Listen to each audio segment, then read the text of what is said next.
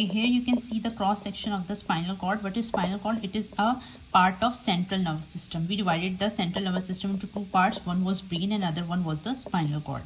So here's a cross section of spinal cord in which you can see the central part. It is called the central canal of the spinal cord in which the CSF is present.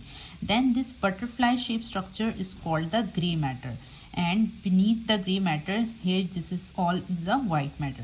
Okay, so what is the difference between gray matter and white matter of the brain and spinal cord? In brain, the outer part of the brain is called the gray matter, while in spinal cord, the central part is called the gray matter and outer part is called white matter, right? So it is reversed in both brain and spinal cord.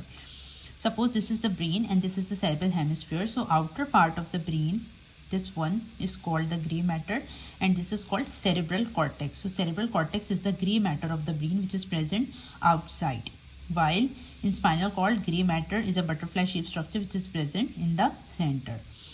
And in the brain, white matter is present in the center, while in spinal cord, white matter is present on the peripheral side.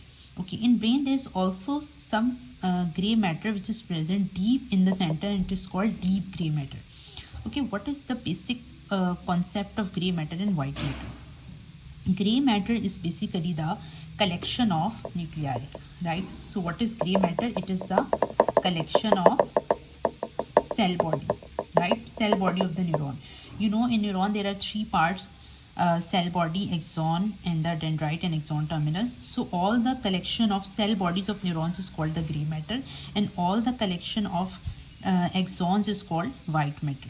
And why it is called white matter? Because there is the myelin sheet which is present around the axon. So because of the presence of myelin sheet, this is called the white matter, right?